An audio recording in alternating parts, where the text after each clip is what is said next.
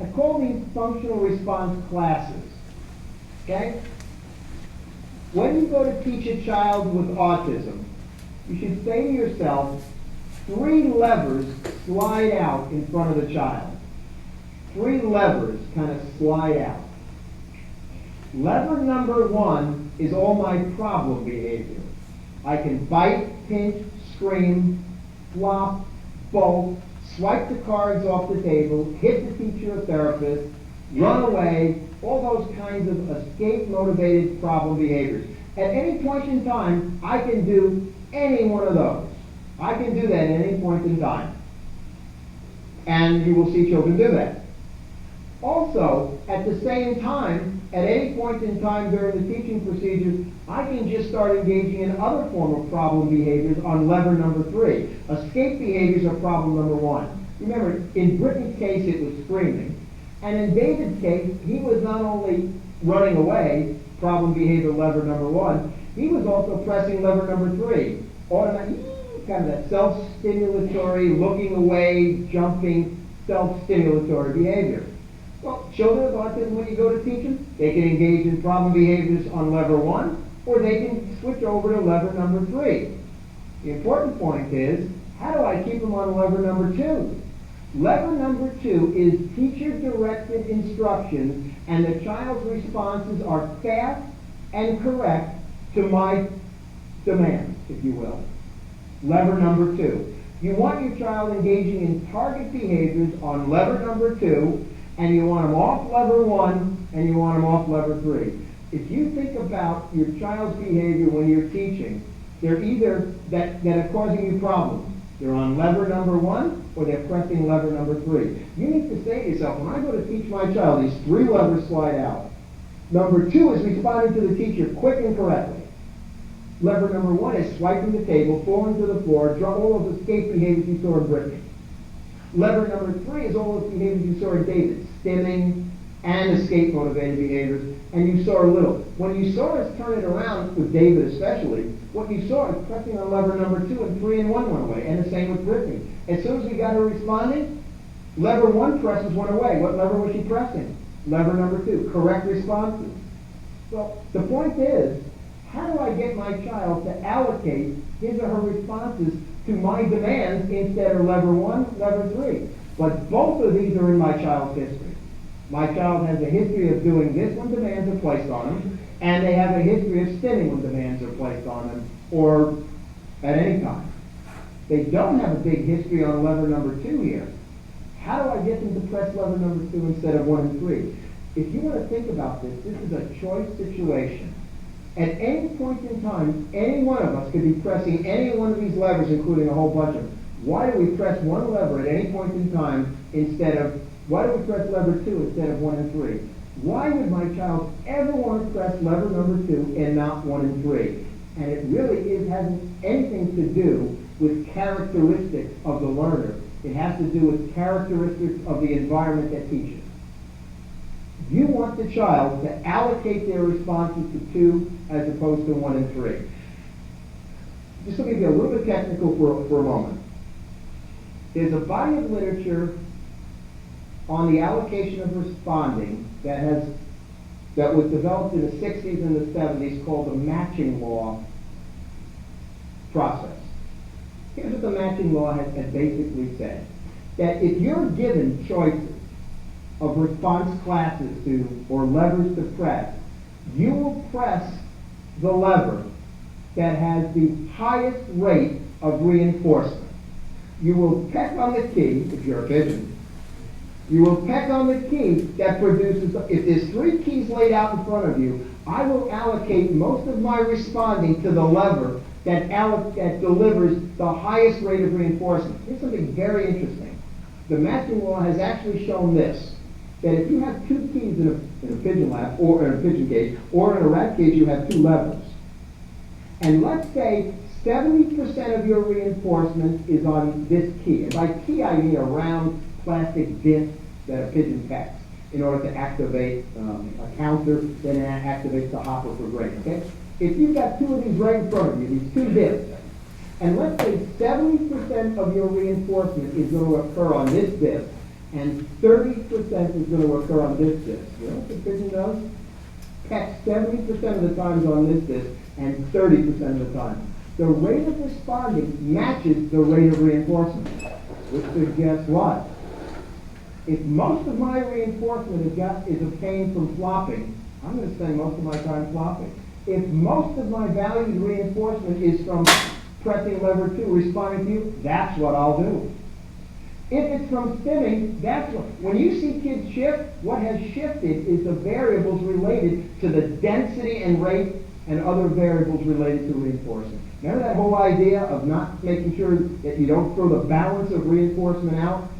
If that is more valuable than that, I'll press that lever, or I get more from it than that one.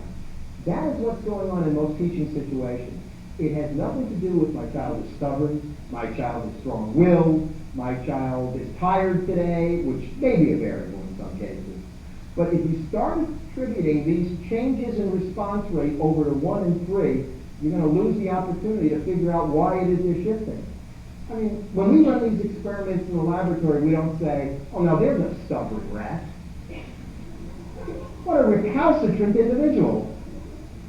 Where he got that trait from? Probably his mother. You know, we don't start to say that.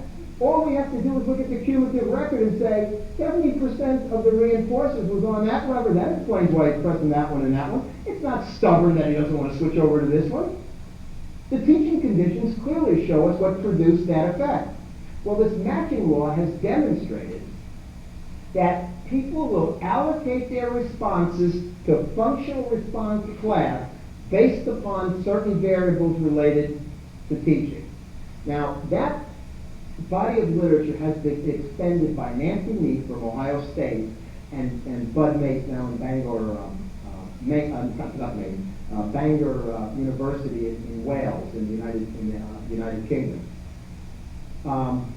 And basically what they found, if you will look at the next form, that's this form right here.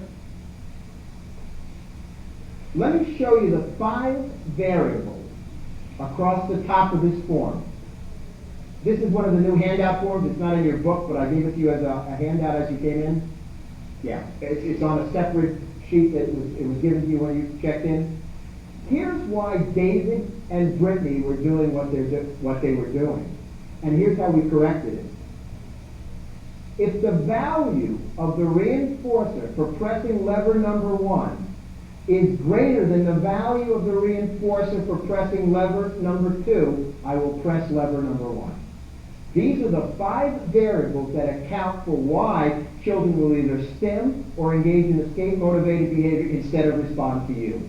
There is now a technology for understanding this that is not based upon whim or caprice or phases of the moon, but has to do with variables that are within the control of the teacher. That's the good news. So value of reinforcer is strong. Well, how can I make the value of escape stronger than Barney? Make her do a lot. How can I keep the value of Barney strong relative to escape, all things being equal? These teaching procedures are designed to keep the value of reinforcement on lever number 2 stronger than 1 and 3. The purpose of these teaching procedures. Secondly, if the rate of reinforcement, in other words, how much reinforcement I get for flopping, or the density, the rate of it.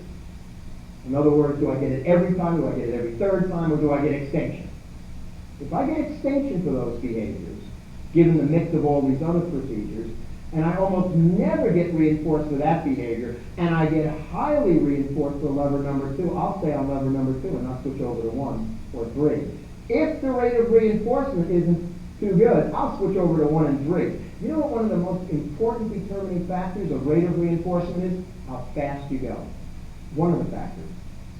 Another word, let me give you an example of rate of reinforcement and why speed is so important relative to the matching law and the allocation of responses. Think about this for a second. If it's going to take 10 responses on the part of the student, the child, to get a reinforcer, okay? 10 responses, and I present an SD every 6 seconds, what's the fastest or the density of how long will it take to get a reinforcer? A minute. If I keep it the same and say it's going to take 10 responses and one is presented every second, how long will it take to get a reinforcer? 10 seconds. In other words, within a session, which of those conditions, fast or slow, will give me more reinforcement? Fast. Will always give me more reinforcement. That is one of the variables that are related to going fast. I will get more reinforcement if you'll just go fast and not slow me down with all these fluency blockers that you've thrown away.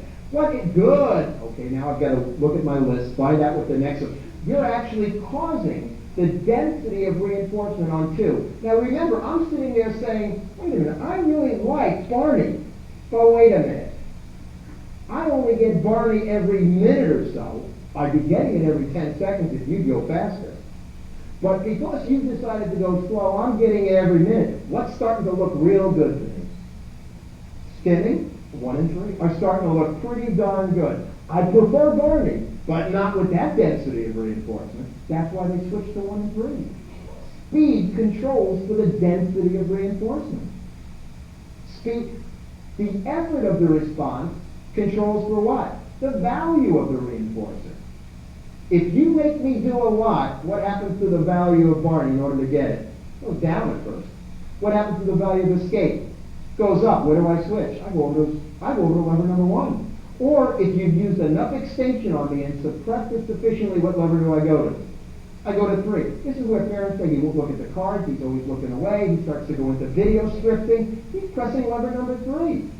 That is because of his autism, so to speak. He has a susceptibility to switch over there. But isn't the purpose of our teaching procedures to overcome his susceptibility, given his condition, to switch over there? Absolutely. One of the procedures that does that is keep the response effort low and build its stimulus demand fading. One of the teaching procedures. Every one of these teaching procedures factor for this. Let's now look at immediacy or delay.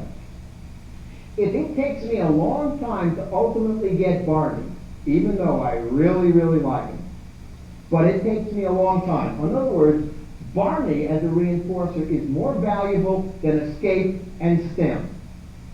But I can kill the value of Barney by making it a long time before I get it, by requiring too many what?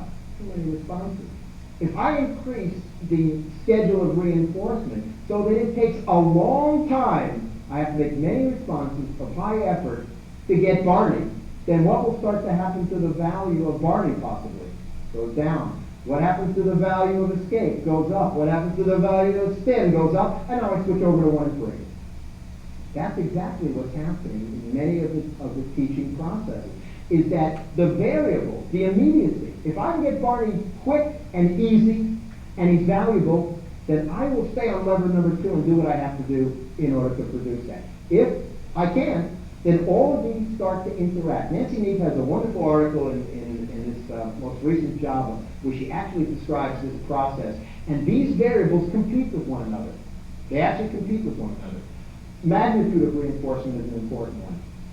If I really like Barney, but you give me 5 seconds, flopping to the floor and getting away from you, when I flop to the floor and I get away from you, I can delay your demands for 20 seconds.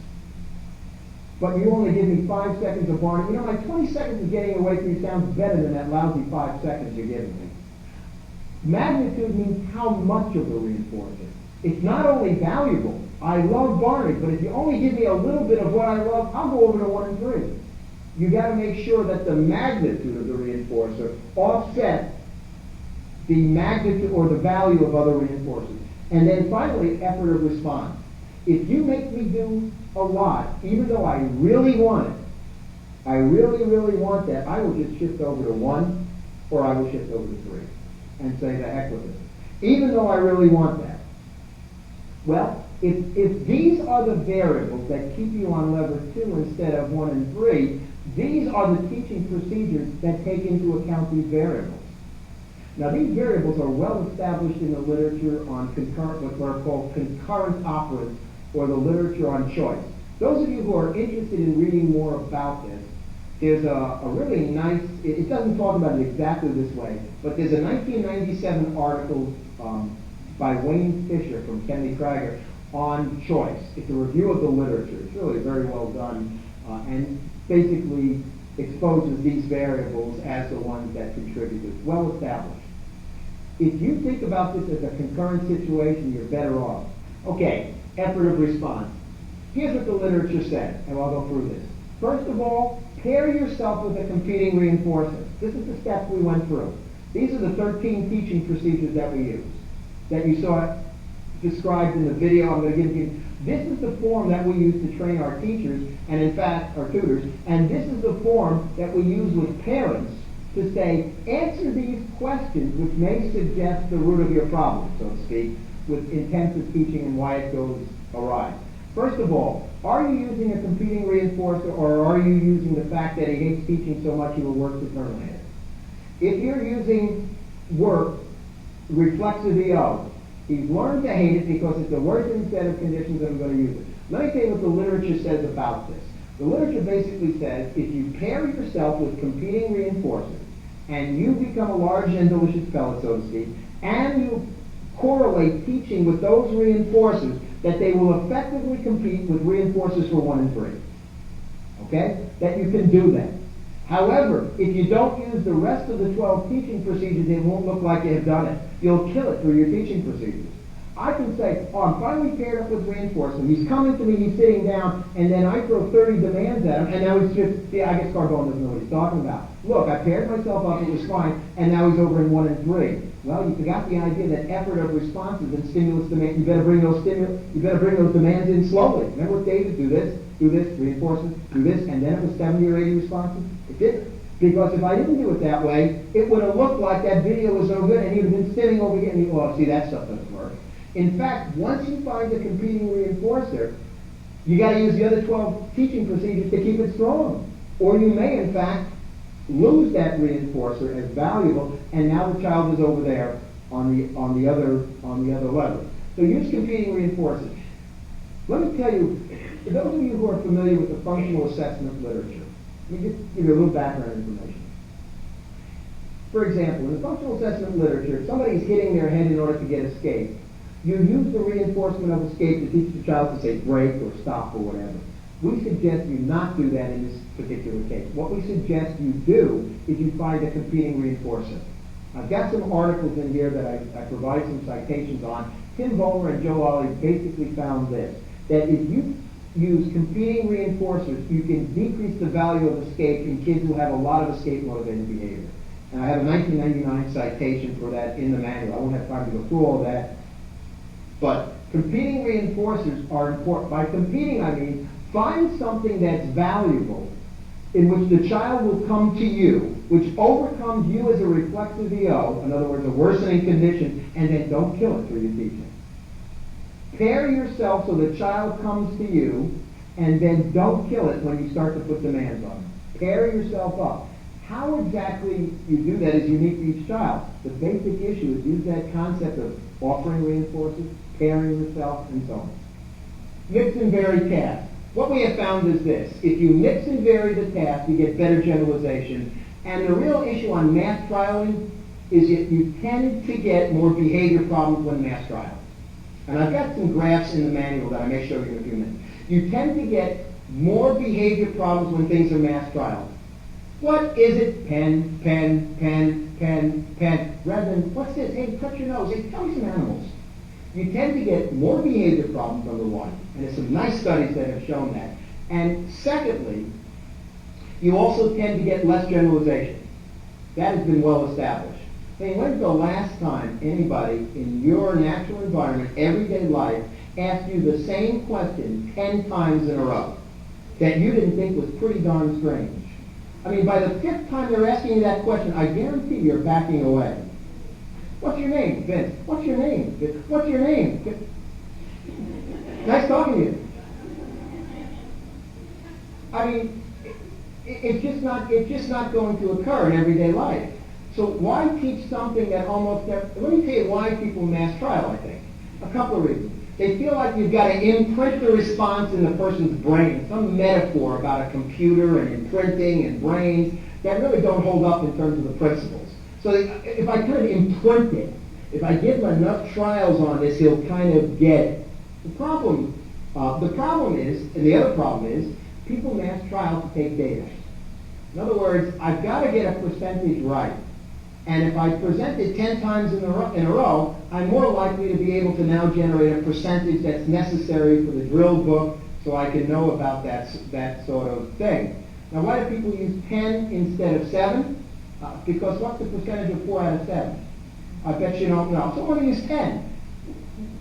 We're on a base 10 system. It has nothing to do with 10 is better than 7. It has to do with I can generate percentages better from 10 than I can from 7. Because when I ask what's 4 out of 7 in terms of percentage, most of you would not be able to respond very quickly. 4 out of 10. Some of you would do okay with that. I've already evaluated this audience. Most of you would get that pretty quickly. Well, what does that suggest? I mean, that suggests that sometimes that is done for that particular. So data taking and a base 10. If we were a base 5 system or a base 4 system, we'd be doing 4 in a row. The other issue is when you say what is it, you prompt the first one, 10, the next 9 are nothing but echoics. They're self-echoics. You're not under the stimulus control. I've done this with kids. What is it? Pen, pen, pen, pen. And then I'll just bring up another item and just say, what is it? They still say pen, pen. They're not under this. They're saying pen because that's what I said last time. And if I say it quick enough, the same way, 10 times in a row, I get my reinforcement quicker. Pen. What is it? Pen. What is it? Pen. That sort of idea. It's very hard then to shift, and you get problems with conditional discrimination. You get problems with discriminations when you go in one direction, then you try to shift to another direction. The generality issue is better served by mixing and varying. There's several studies that would suggest that. Prompting procedures. 0 second. What is it? And if the child, it's a new skill, child doesn't know it, 0 second. What is it? Pen. Immediately prompt. Give them the right answer. On the next trial, transfer. What is it? So it's, what is it? Pen. Hey, what is it? And now you wait 2 to 3 seconds waiting for the child to do what? Fill in. If they don't, you may have to prompt again, and then you have to examine what went wrong. Now, if the child does, what is it? Pen. The child says pen. You say, hey, what is it? And now the child says pen. You might throw in several more trials and come right back with, hey, what's this? Prompt, 0 second, transfer, 2 to 3 seconds, and then probe several trials later. That's the kind of procedures that we use to free up from stimulus control, stimulus control transfer. This is called a time delay prompt procedure. It's well established in the literature. It provides for errorless teaching. Why do we want to teach errorlessly and not let long delays occur? Long delays do what? Decrease the rate of reinforcement. They're going to shift over to 1 and 3. Prompting immediately and fading guarantees what? A high density of reinforcement. Now what if the child isn't taking the prompt? In other words, they're waiting for you to prompt them, which is not the byproduct of this procedure. People become prompt dependent for a couple of reasons. 2 or 3 reasons.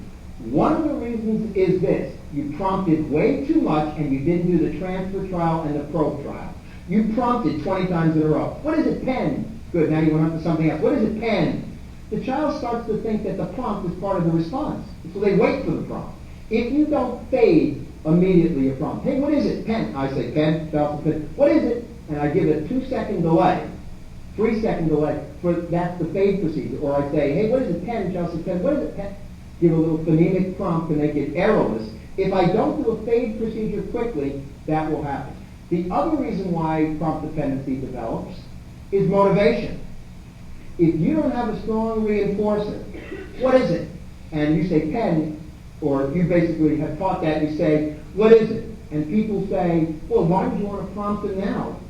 He knows the answer. You know, knowing is doing.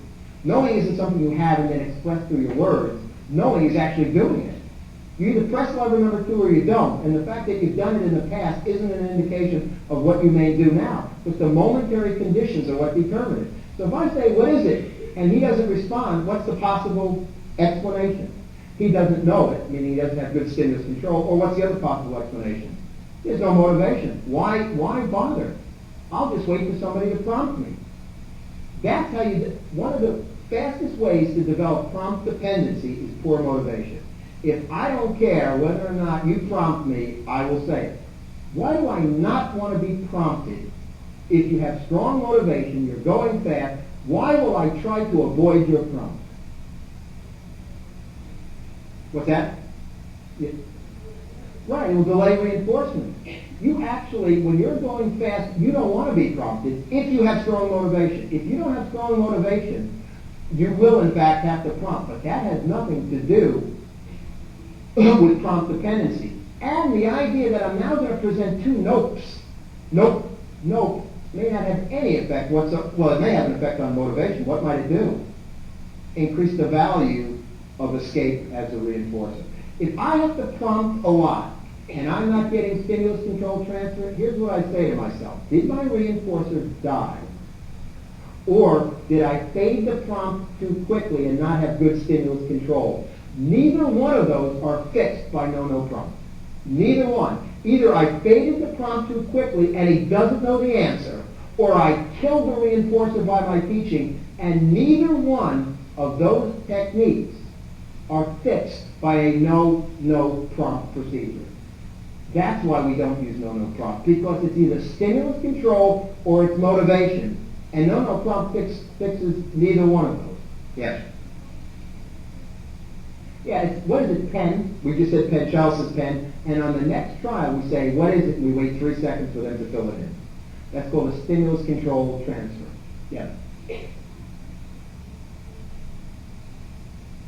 Yeah,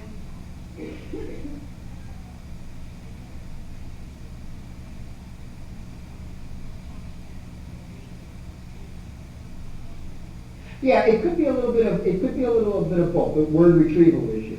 I think of word retrieval as this sort of situation, that there are very long latencies between when somebody says something and somebody either answers correctly or never answers at all. That the latency between my answer, hey, what do you like to eat? And the person can't think of it. I think of that, and by that I mean they can't retrieve the word. I think of that as a stimulus control problem. In other words, the words, what do you like to eat, do not evoke pizza. I think of that, now, there may be some processing issue that's going on. However, the way to get rid of that problem is to shorten up the latency and potentially prompt under motivating conditions. Sometimes what appears to be that sort of stimulus control problem is really prompt dependency due to poor motivation. So sometimes word retrieval is real stimulus control problem, and sometimes it is in fact motivational problem.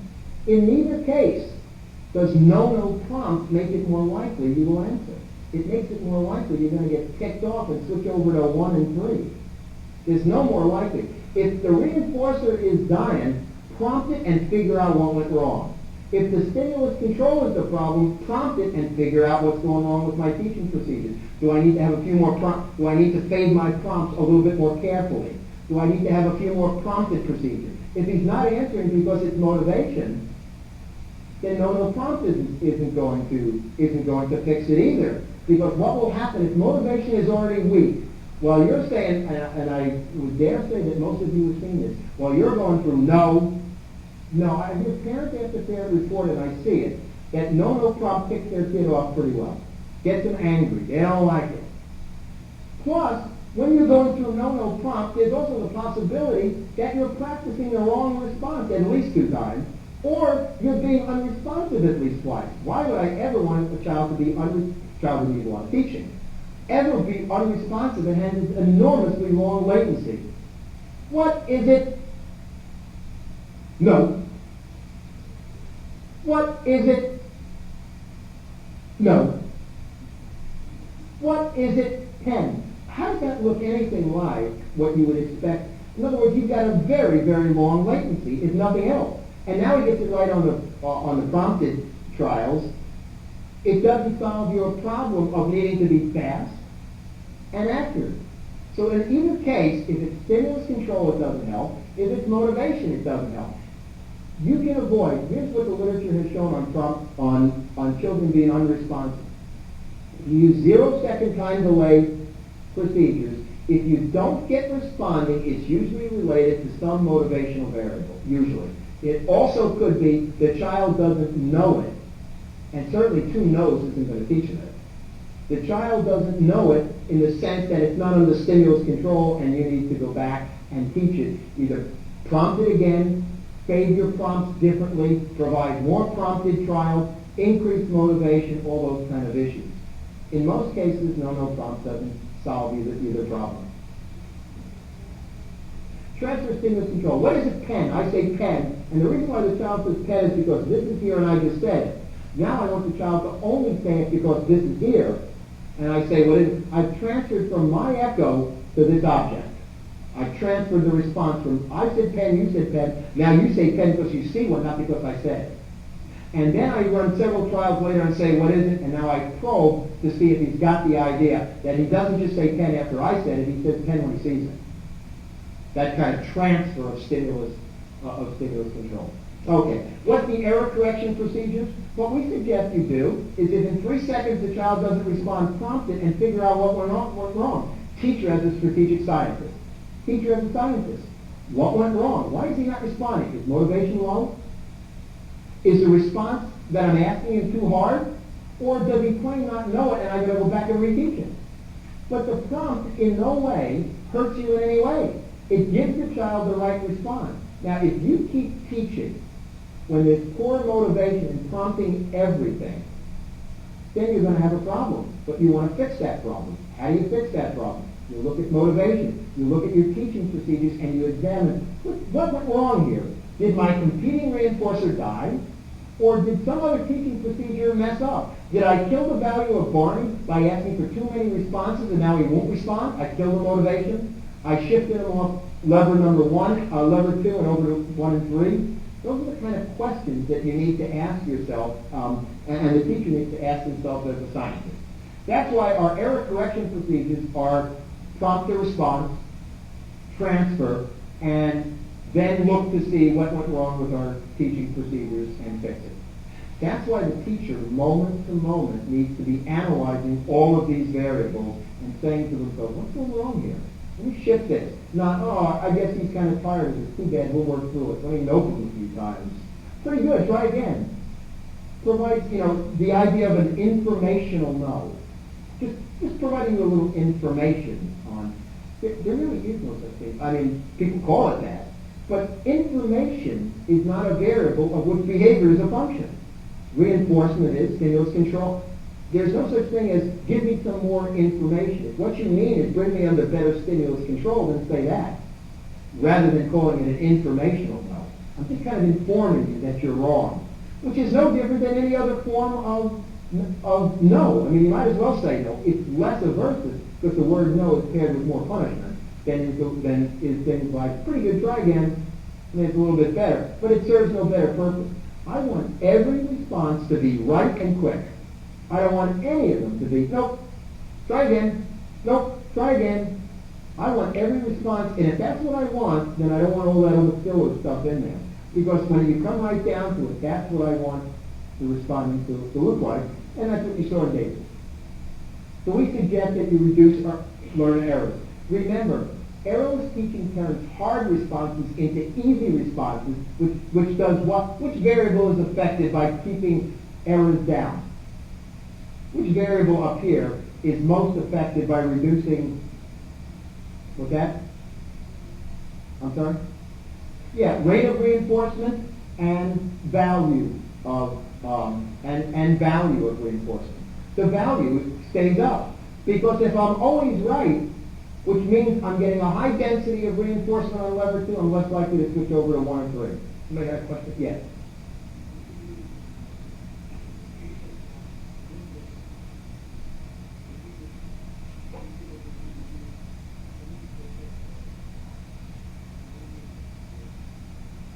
I start to look at what the stimulus control, number 1, is in the sense that I may have to prompt a few more times and fade my prompts a little differently. I look at some way of fading stimulus control differently.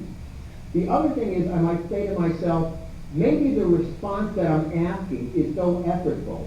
For example, in kids who have a weak echoing response, trying to get them to say pen is so hard for them to say that you won't get the response because the effort is so strong. As soon as we transfer over to sign language, we get the responses immediately because we've reduced the effort. So I look at the effort of the response, how difficult can the child say or do the prompted response, or I'll look at the issue of stimulus control. I need to fade my prompt, and I may need to run more trials on something and fade my prompt a little differently. In other words, I might be doing things like, what is it, pen? What is it, pen? Is it pen? What is pen? In other words, never let them be wrong. Always trying to get enough of the transfer in there, fading, but making sure he's never wrong, and see if that doesn't, it's sometimes a stimulus control sort of problem, and how the stimulus is actually presented and how the prompts are faded. So if it's not motivation, it's probably in the transfer, because you never get it independently is what you're saying. It's probably in that transfer procedure. An article on this was developed by Touche and Howard in 1984 that actually showed this transfer procedure and the need to do that. What they actually found was when you use this procedure, kids will work to fill in the response before the prompt. If you set 3 seconds as I'm going to prompt you, they will try to get it in there quicker. Rogers and Iwata showed that kids don't like to be prompted under strong motivational conditions. Why? The prompt slows me down. It becomes slightly punishing to hear a prompt. I don't want to hear a prompt. What's the easiest way to not hear a prompt? Respond quickly. What do they start to do? Respond quickly. Prompts actually become aversive under these teaching conditions, which is a good thing. I want prompts to be aversive. I don't want you to like prompts being prompted. I want you to dislike being prompted. I have a couple of citations by Touche and Howard 84 and Rogers and Iwata, I forget the year, it's in there, that actually showed that prompts became aversive, that children work to avoid the prompts. And that's what Touche and Howard actually found. That if you use 0-second delay prompting procedure, then 3-second delays, that kids tended to avoid the prompt. Intersperse easy and hard tasks. In other words, easy tasks, we suggest that somewhere around 80 to 20. Because if you put in all hard tasks, what's going to happen to the value of escape or spinning? It goes up. So what do? We put in all easy tasks. By the way, errorless teaching turns hard tasks into easy tasks without the aversive side effects. How do you turn a hard task into an easy task? Errorless teaching procedures do that. Turn hard tasks into easy tasks and therefore decrease the problem with escape. Intersperse easy tasks and hard tasks. We suggest that a high rate of what you present during your teaching session is easy stuff versus hard stuff. By hard stuff, I mean acquisition stuff. We have 20% of the targets and 80% of stuff that's already mastered. Now, you may even have to change that ratio to 90-10, whatever. Sometimes what I do is I will actually present all somewhat easy stuff, and I will prompt everything at first. Osmond Lindley calls this maxi prompting and maxi guidance. Make the person feel what it's like to go fast. Do this, do that. I'll prompt everything so the child says, wow, I like this stuff. And then when I do the prompt, I'll fade it. And let the child feel what it's like to go fast and always be right. Well, I like that. Now I start to fade it. What do I want to do? I try to fill in myself, get it right. Yeah, here's the question.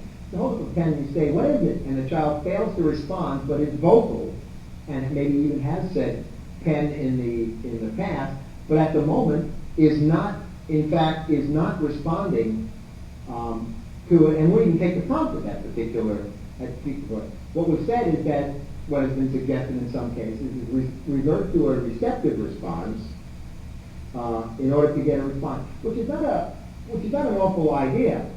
However, when it suggests to you, if the child has demonstrated that skill under multiple conditions in the past and currently isn't, what variable might very well be the problem? It might be an establishing operational motivational problem. So you might take a receptive response and then take a break and say, what's going wrong with my teaching? Why is he not taking my prompts? Why am I not able to do stimulus control transfers? Let me go to these procedures here. Did the value die? Or which one of these procedures here is being misapplied that's causing reinforcements to die and I'm going over 1 to 3. So sometimes you just have to take a response, but then you regroup and say, now what went wrong? rather than saying, well, he's just not in a good mood, or he's kind of stubborn today, or, I got to kind of work him through it, and let me see if I tell him no a lot, what he'll do, and now you're kind of shifting it over to other sort of variables. So it's kind of, let me get him to respond, and then let me see what's going wrong. That's the idea of having a conceptual analysis of the problem, rather than, well, the drill book says, well, we just switch over to receptive and leave it at that. What you're going to do is teach somebody this. Every time I present something to you that's difficult and you don't take the prompt, something easier always comes your way. Guess what that will encourage? It will actually encourage less responding. There's a nice study by Rutherford and Saylor and Guess and Baer in 1976, I have it cited in the book, that actually shows this, that when you present tough demands, and your child is unresponsive, if you shift to easier demands, you're going to get more unresponsive behavior. So the last thing you want to do is say, well, that's just our procedure, we just shift to easier stuff. So like, what's this? He doesn't respond. Hey, do this. Going to NVI is what people frequently call it. We'll revert to NVI, non-vocal limitation. Do this. Hey, do this. Hey, do this. That sort of idea. You don't want to do that, actually. And then you come back and say, what is it? Now the child responds. What really happened was this. The child was unresponsive. You went to easy stuff, which is correlated with what? Easy means it's correlated with more reinforcement. I'm willing to do it. Oh, I see. Don't respond to hard stuff, and stuff that's correlated with strong reinforcement always occurs. I think I'll wait.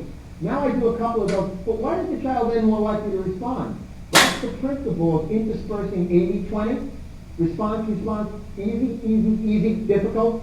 You basically shifted to that procedure of interspersing, but you shifted at the wrong time. You should have been doing that all along to prevent the problem rather than going to it once the problem started.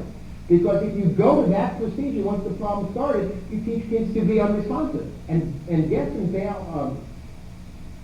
Baer and Rutherford and Guess and Saylor showed that very nicely, that is in fact in 1976 what happened. So you want to avoid that procedure. What you do want to do is get a response and then say to yourself, what's going wrong with my teaching? Why is this guy not responding to what I'm doing? Did the value of the reinforcer die? Is the rate of reinforcement on 2 not as good as 1 and 3? Although we suggest teaching to fluency. In other words, short inter-trial intervals. What is it? 10. What's this? Next one, remote. Short inter-trial and never allowing more than a 2-second to 3-second delay. That the child makes every response correct and quick. Every response is correct and quick. So that we might have 40 cards on the table. What is it? And they just got to run it through them, casting them, labeling them, so to speak. Or every response is always fast and there's short IPIs. Oh, I will. Yeah, on Friday. Before the session. I'll show you how we take data. Yeah, you can't take data while you're doing this. What's the literature on fluency? There's a long history on fluency. Fluency leads to better retention. There's absolutely no question. It also leads to the ability to put things together from component to composite skill without any trouble. Let me just give you a quick example of this. Ogden Lindley taught kids in dressing themselves. It was really it's very interesting stuff. He actually cut off the sleeves of hundreds and hundreds of shirts and taught kids to just do this and do this and zip it, just to be very quick at zipping, be very quick at buckling. When he taught all of those skills to fluency, when he put them together into dressing, kids dressed themselves like that with almost no teaching. Very interesting body of literature on fluency. If you teach the component skills to fluency, the composite skills are easy to do and they flow together. You notice our teaching is continuous. Behavior in everyday life is continuous. One thing follows another thing, follows another thing, follows another thing, and you're asked to respond moment to moment to moment, and respond quickly and correctly to be an effective learner. Now, that's the way we present all of our trials. We don't present them in these kind of discrete units. They're discrete units, but they flow together. What is it? Way to go. Good. Antecedent, response. What you don't get is that continuous flow of things. almost nothing that said, what is it in everyday life isn't followed by something else very quickly, isn't followed by something else that you got to respond to, isn't followed by something else, isn't followed by something else. Almost nothing is done that way. And that's why we suggest that you teach in a continuous flowing pattern of short inter-trial intervals. Here's an inter-trial interval. What is it? Child says pen, the presentation of the next stimulus. The time between he said pen and you presented the next one is called the ITI. Teach the fluency. It's very important to teach the fluency. Get speed as quick as you can, get short ITI. The bottom one here is use the shortest ITI needed and possible, inter-trial interval. The issue there specifically is this, that if you let long ITIs go, what happens? What happens during long ITIs? Yeah, you change the value of reinforcers and you lose them. You see that with self-stimulatory kids. Bill Ewart just presented a nice study recently with his graduate students that shows this, that it is always better to go faster than it is to go slower. And how do we make sure that going fast is always correct? We prompt and we teach everything. We make sure they're never wrong. We make sure they're right. And therefore ensure that those short ITIs are always part of the learning process. If you allow long periods of time to go by, you say, what is it? And it takes somebody 10 seconds or even 5 seconds to respond. What's the problem with a long latency? Two things. Number one, during that 5 seconds, you're liable to lose what? Stimulus control.